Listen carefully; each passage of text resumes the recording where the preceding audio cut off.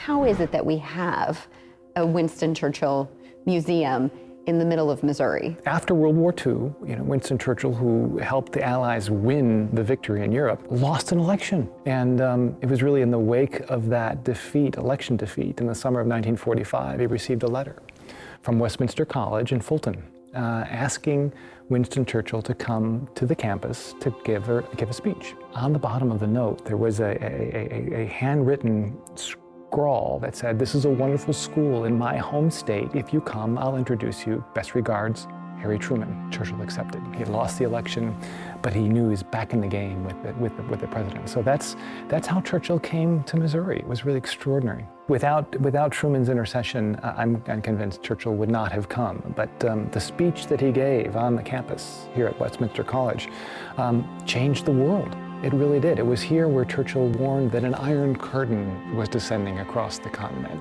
And he saw that Soviet communism was the next great world threat. And he used the Fulton platform, the Westminster College platform, to make that warning. His visit brought masses. Can you take us back to that day or the lead up to when he actually arrived? 20,000 people gathered on the streets of Fulton to catch a glimpse of the motorcade as they went by. Almost 3,000 people huddled in the gymnasium, which was the largest building on campus, to hear Churchill's speech. How did this all rope together and come to be? Well, after Churchill's speech was seen as prescient. I mean, he really started the Cold War era here in Fulton.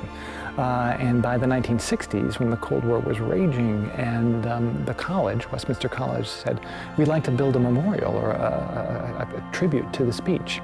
And you can imagine the committees formed. Let's put up a statue, let's put up a plaque. And someone says, let's bring over a Christopher Wren church that was bombed in World War II and relocate it, rebuild it from London to Fulton and make it a memorial to Churchill. Okay, and that's what happened, right? And it was a bold move, almost as bold as inviting Churchill to Fulton in the first place. And they did it. Churchill was 88 years old. In 1963, he knew about it, and he endorsed the project. Let's talk about the museum downstairs. Sourcing these materials that you have downstairs is a very lengthy, full of research process. Talk a little bit about that. Well, it's a great responsibility to protect these treasures from the past. Churchill's near final draft of the Iron Curtain speech is in the archives downstairs. Those types of objects and paintings and letters and documents, these eyewitnesses to the past, these primary sources, not what a professor says about an object or what a historian says, but what the object itself says, to acquire, to catalog, to inventory, and to use those objects to inform and hopefully inspire a new generation to learn about the past. We recently added a Churchill painting. Churchill was a great, talented painter. I don't know how he found the time, but he painted over 500 canvases in his lifetime. And we preserve those in an exhibition here. We actually, 2 days ago, acquired the chair you're sitting in. These chairs were owned by Lord Randolph Churchill, Winston's father. They were at Blenheim Palace, where Churchill was born. The last king of America, George III, was alive when these chairs were made. And they've gone down throughout the ages, and now they're here to be preserved and shared. I mean, my mind immediately goes like, did Churchill sit in these when he was a kid, or at some point? That we don't know, but it's fun to imagine, isn't it? Where do you think you see most people spend their time downstairs? Well, the museum is a living history book, and the exhibits span Churchill's entire career, and then some. The legacy, the after his life, the speakers who have followed in Churchill's footsteps to Westminster College, President Reagan, Margaret Thatcher, President Gorbachev, the last president of the Soviet Union, declared the end of the Cold War from behind the same lectern that Churchill used to arguably begin it. I mean, that poetry of history is all right here. People spend a lot of time reflecting upon that here.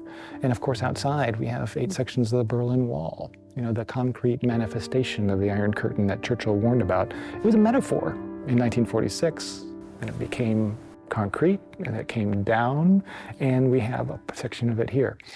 These elements woven all together make a very, very rich and almost powerful, visceral experience.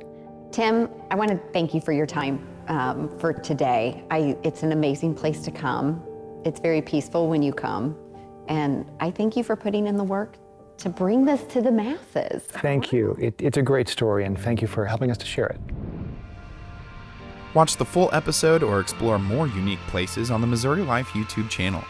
Hit the subscribe button below to stay up to date with the latest content.